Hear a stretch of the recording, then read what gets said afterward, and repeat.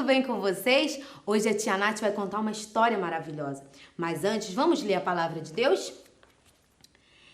Está lá em Salmos 18. Deus, como eu te amo, tu és a minha força. Deus é a minha rocha, a minha fortaleza e o meu libertador. O meu Deus é uma rocha em que eu me escondo. Ele me protege como um escudo. Ele é o meu abrigo e com ele eu estou seguro. Eu clamo a Deus pedindo ajuda e ele me salva dos meus inimigos. Louvem a Deus, o Senhor. Que coisa linda, né, crianças? Hoje a tia Nath vai contar uma história maravilhosa de 3 jovens. Mas antes eu quero fazer uma pergunta para vocês. Será que é possível brincar com fogo e não se queimar?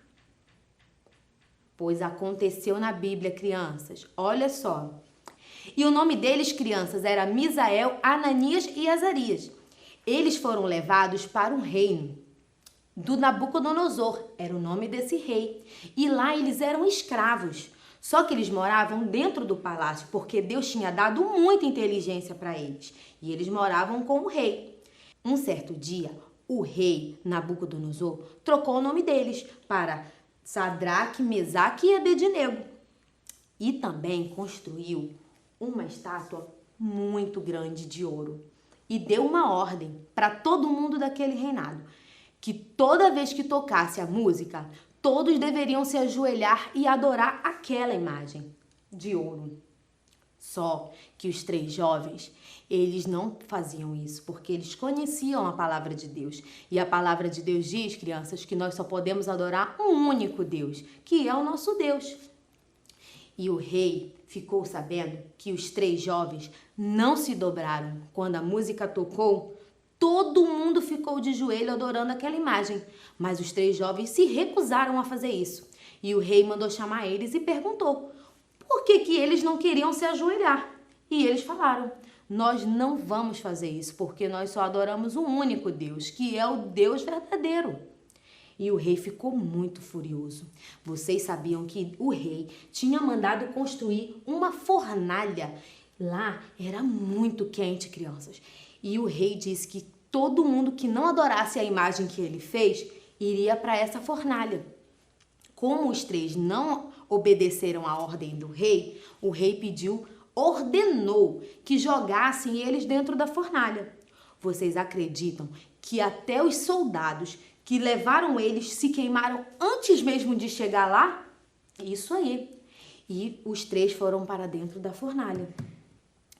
Só que quando o rei ficou observando de longe, ele achou algo estranho e perguntou para os soldados que estavam do lado dele: ué, nós não botamos 3 homens lá dentro? E os soldados responderam: sim. E como eu vejo 4? Vou contar para vocês quem era. O 4º homem, Deus tinha enviado um anjo e fez Nabucodonosor ver. Olha que coisa linda. Ele disse: eu vejo um anjo junto com os 3 homens. E de fato, Deus, crianças, salvou os 3 homens. Por quê? Porque eles foram fiéis, eles não se dobraram, eles não adoraram outro Deus, eles foram fiéis a Deus até na hora da fornalha. E Deus, tão grato com isso, com a atitude deles, salvou eles da fornalha. E o rei ordenou que eles saíssem da fornalha, e eles saíram salvos. E o rei reconheceu que não havia outro Deus. Ele deu uma ordem para todo mundo do reinado, que de fato o Deus dos jovens era o Deus verdadeiro, o Deus poderoso, o mais poderoso de todos. E vocês, crianças, vocês imitam a todo mundo? Ou vocês obedecem à palavra de Deus e aquilo que Deus ordena? Então, crianças, vocês têm que obedecer somente a Deus e adorar ao Deus verdadeiro, como os jovens. Agora a tia Nath vai deixar uma atividade para vocês. Vocês vão confeccionar uma linda coroa com a família de vocês. Vamos ler também o versículo para a gente guardar no nosso coração? Está lá em Mateus 4:10. Vamos juntos? Adore somente a Deus. Mateus 4:10. Um grande beijo, crianças. Até a próxima.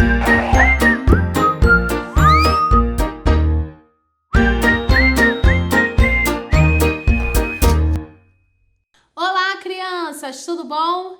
Antes de começar, queria mandar um beijo para as minhas alunas da classe Esté, alunas de 11 anos. A lição hoje que nós vamos falar é a lição 9 dessa revista aqui, ó, gente. Vocês estão acompanhando? Estão assistindo? Tirando foto? Mandando para os professores? Manda aí sua foto. A lição é Igreja, Templo Vivo. E o nosso texto base é Mateus, capítulo 16, no versículo 18, que diz: Também eu te digo que tu és Pedro, e sobre esta pedra edificarei a minha igreja, e as portas do inferno não prevalecerão contra ela.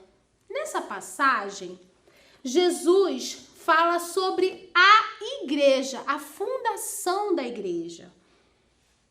E quando nós falamos a palavra igreja, você pode pensar somente num templo, né? Na estrutura, no prédio. Mas a igreja, ela pode ser entendida de outras maneiras.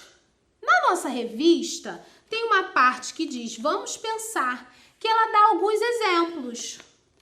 Por exemplo, Filipe é membro da Igreja Assembleia de Deus. Aqui, a igreja, quando fala Assembleia de Deus, é uma denominação.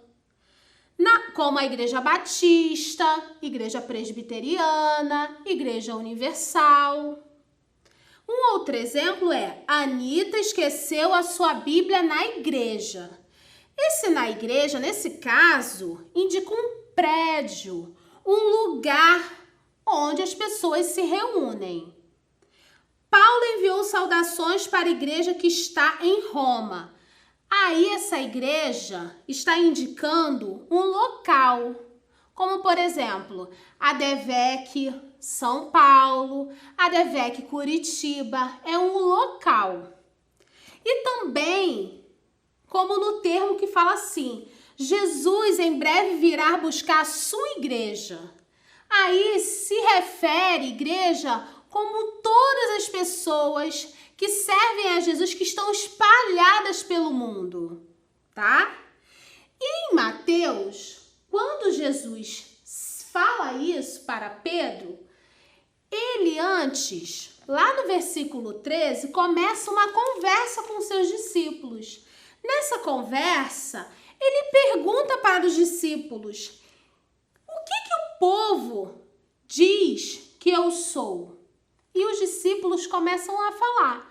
Uns dizem que você é João Batista, outros dizem que você é Elias, outros Jeremias, ou alguns dos profetas.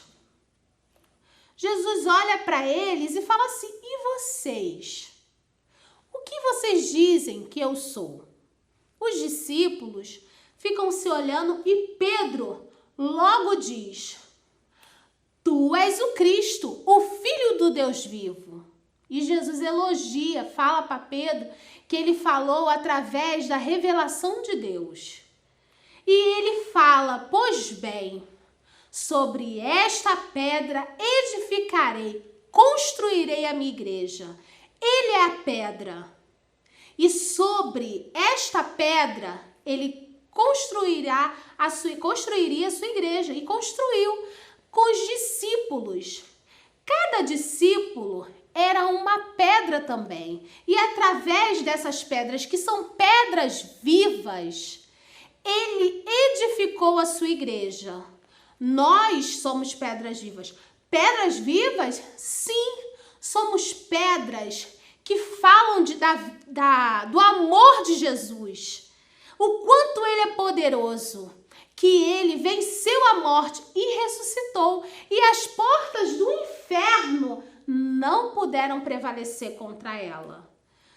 Logo mais à frente, Pedro, anos depois, ele escreve no livro, na carta de 1 Pedro, e ele fala justamente isso daqui, ó. Vocês também, como pedras vivas, deixem que Deus usem na construção de um templo espiritual. Que vocês não fiquem agindo de forma errada Não sirvam a Deus de forma errada, mas que vocês levem a palavra de Cristo para todos. Nesse tempo de pandemia, vocês podem pensar assim: mas a igreja é quando a gente se reúne lá no templo. Não, nós somos a igreja. É necessário sim que nós nos reunamos, aprendamos ainda mais da palavra de Deus, através das orientações dos nossos pastores, do nosso pastor Silas. Mas, olha que interessante, nesse tempo de pandemia, quanto conteúdo importante está sendo disponibilizado. Os cultos online, as pregações, as lives, a nossa EBD. Você tem acompanhado? Todo domingo a EBD? Faça disso uma rotina. Assim como você vai para o culto, você vinha para o culto na igreja, você também tem que fazer isso. Pegar, se preparar, sentar, pegar a sua palavra, a Bíblia, a sua revista, fazer com a sua família e aprender mais de Deus. Nós, nesse tempo de pandemia, e vocês também, continuamos pedras vivas, falando do amor de Jesus para todos, para que a igreja cresça e que possamos juntos morar no céu. Você tem evangelizado o seu colega, o seu vizinho, falado do amor de Jesus, o quanto ele é poderoso, que ele venceu a morte, ressuscitou para nos dar a vida eterna? Então, nós somos pedras vivas. Mas o que realmente mostra para as pessoas que nós somos pedras vivas, que nós somos igreja? Então, abra lá sua Bíblia em 1 Coríntios 13, versículo 2. 1 Coríntios 13, versículo 2.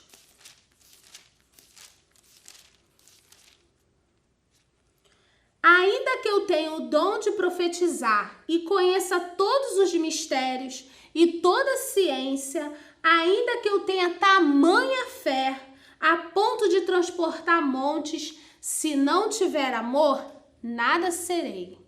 Para nós sermos igreja, além de ter tudo isso, fé, nós temos que ter um ingrediente principal, o amor às pessoas, o amor ao próximo, o amor aos irmãos, mas também o amor àquelas pessoas que não gostam tanto de nós.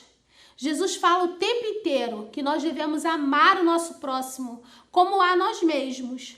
E quando nós amamos o nosso próximo, nós queremos falar de como é bacana, de como é legal fazermos parte da igreja viva, do templo vivo, que somos nós. Na nossa casa nós somos templos vivos, na nossa escola, no dia a dia, nós somos templos vivos, pois falamos do amor de Jesus através da nossa vida, das nossas atitudes. Não xingando, não destratando o outro, não respondendo à mãe, ajudando nas tarefas diárias, sendo pessoas diferentes e ajudando o próximo numa situação que ele precisar. Nós somos igreja, templo vivo do Senhor. É importante virmos à casa de Deus, nos reunirmos, celebrarmos com os irmãos, para que possamos aprender mais e mais da palavra dele através dos nossos pastores. Mas também é importante que quando a gente saia do templo, a gente também possa viver a igreja do lado de fora. Sermos cristãos de verdade, não só falso, algo fake, como dizem por aí, mas sermos cristãos diferentes, que levamos a palavra de Deus e fazemos a vontade de Deus, andamos em espírito. O que é isso? É lendo a Bíblia, é orando, jejuando, falando do amor de Deus, falando o quanto Jesus é maravilhoso e que ele pode mudar a vida de todos. Jesus um dia virá buscar a sua igreja, que somos nós, e ele quer, muita gente no céu. Vamos ajudar a povoar o céu, vamos ajudar a crescer ainda mais a igreja, o corpo de Cristo que somos nós. Então, crianças, hoje mesmo, manifeste sua fé. Faça uma chamada de vídeo com aquela pessoa que ainda não conhece Jesus e fale do amor dela. Deixe um bilhetinho na geladeira para aquela pessoa também que precisa conhecer ainda mais o amor de Cristo. Vá além, mande um áudio, faça a sua parte. Nós somos igreja, templo vivo. Até a próxima, crianças. Beijão.